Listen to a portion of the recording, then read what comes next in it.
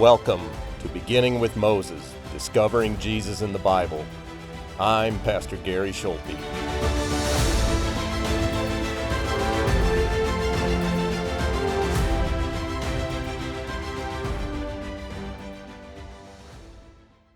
Hi there. Welcome to episode 16 of Beginning with Moses, where we continue our study of the book of Genesis.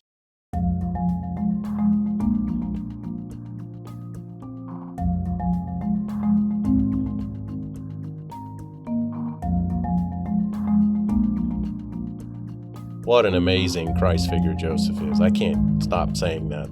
Let's close this episode with a detailed look at the beauty of the chiastic poetry of the Joseph cycle in Genesis. As you can see, the Joseph cycle is very detailed, so much so that I cannot get all the information on only one slide. In the first element of parallel A, the prediction of the brothers bowing down is paired with them actually bowing down. The brothers hating Joseph is paired with Joseph fearing they will hate him. In the first half, the brothers can't speak kindly to Joseph. In the second half, Joseph speaks kindly to his brothers. Mention of Joseph's age in the first half is paired with mention of Joseph's final age and death in the second half. As we begin the elements of parallel B, grievous mourning in Hebron is paralleled by grievous mourning near Hebron. Jacob weeping over the presumed death of Joseph is paralleled by Joseph's weeping over the real death of Jacob. Jacob referring to his future death is paralleled with his actual death. Joseph going from Canaan to Egypt is paralleled with Joseph going from Canaan back to Egypt. The younger-elder reversal of Tamar's twin sons Perez and Zerah in the first half is paralleled by the same reversal of the sons of Jacob. The reversal in the first half is despite a string being tied to the hand of one of the babies. In the second half, it's despite Joseph trying to uncross Jacob's hands. Joseph's enslavement to Egyptians is paralleled by Joseph's enslavement of Egyptians. Joseph is sold, purchased, and becomes a servant. The Egyptian people, too, are sold, purchased, and become servants during the famine. In the first half, Joseph finds favor in Potiphar's eyes. In the second half, the people seek to find favor in Joseph's eyes. In the first half, Joseph is in charge of Potiphar's bread, metaphorically. In the second half, he is in charge of all Egypt's bread, literally. In the first half, Joseph experiences the disfavor of Pharaoh's court. In the second half, Joseph very much experiences its favor. The first half's dishonoring and expulsion of Joseph the servant is paralleled in the second half by the honor and reception of Joseph's family. Joseph's imprisonment and the life and death circumstance of his cellmates in the first half is contrasted with the granting of a good place and the circumstance of life and death in the second half. In parallel series F, Joseph revealing Pharaoh's dreams in the first half is paralleled with Joseph revealing himself to his brothers in the second half. In the first half, Joseph is promoted to second in command to Pharaoh. In the second half, he is second in command to Pharaoh. In both situations, Joseph gives all credit to God. Once again, we return to this parallel. His brothers cannot speak kindly of Joseph, but he does of them. And this parallel involving Joseph's age is repeated too. Now we arrive at the center of the structure, the meat in the middle. In the first half, Joseph's brothers come to Egypt for food. In the second half, the brothers come a second time to Egypt for food. In the first and second half, the brothers bow to Joseph. In the first half, Joseph fills sacks with grain and money. In the second half, Joseph again fills sacks with grain and money. In the first half, Reuben offers himself as surety for Benjamin. In the second half, Judah does.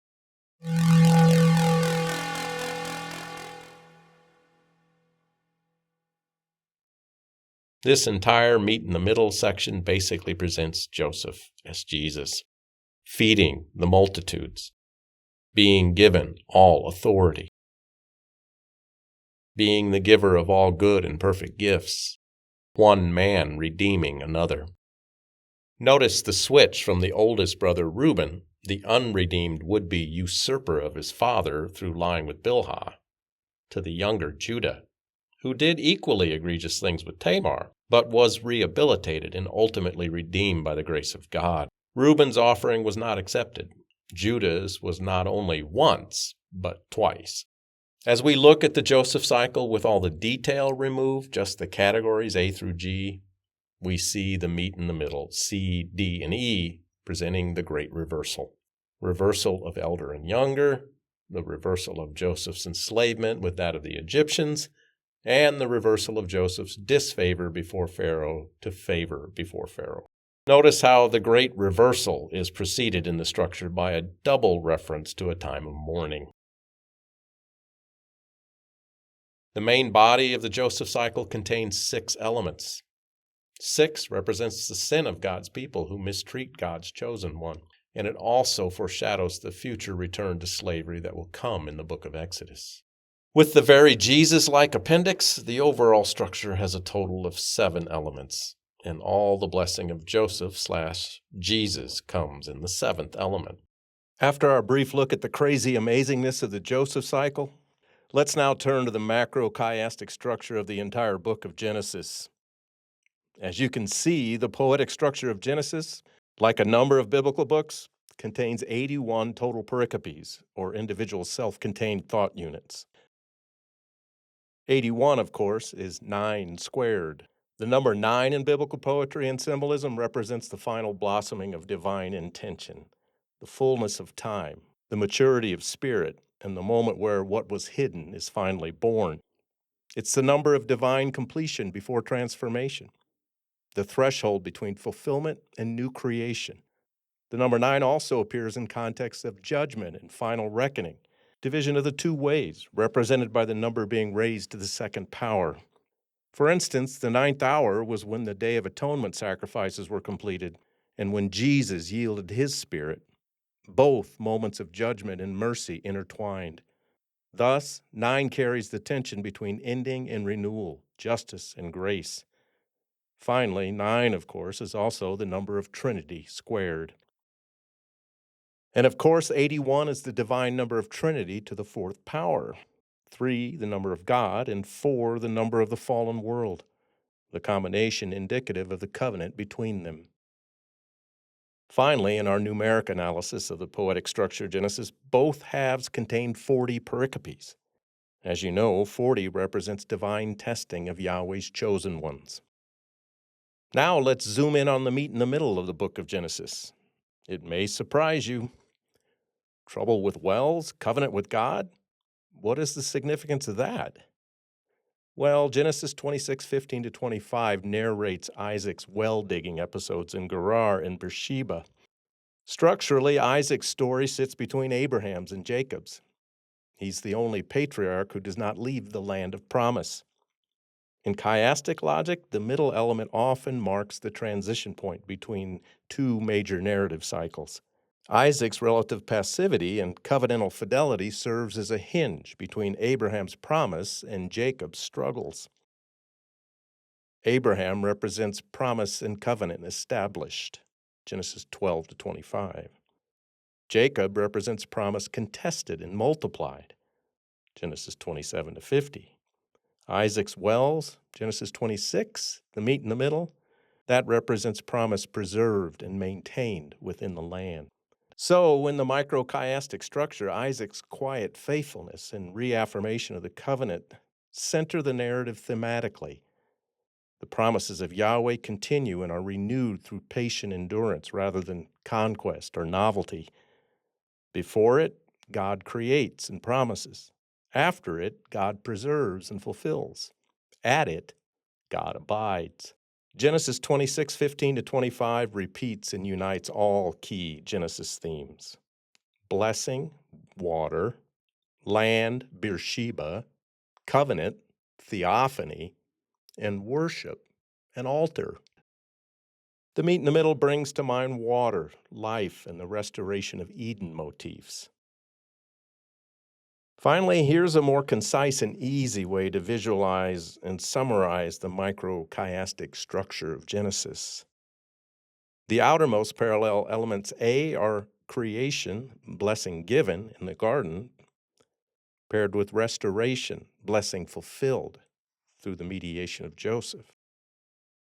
Next, in parallel B, we see corruption, blessing lost in the fall of Adam, paired with providence, blessing preserved once again through Joseph. Parallel C has covenant blessing promised in the proto-evangelium of the garden, paired with covenant blessing confirmed with Isaac, who is blessing Jacob, who would become Israel. The D parallel pairs threat blessing tested in the accounts of Noah and the tower, paired with inheritance blessing secured in Jacob's sinful trickery with his father Isaac. And then the meet in the middle is our passage in question, Isaac and the blessing renewed. This more concise chiasm has a double structure of 5 on each side, the number of Torah.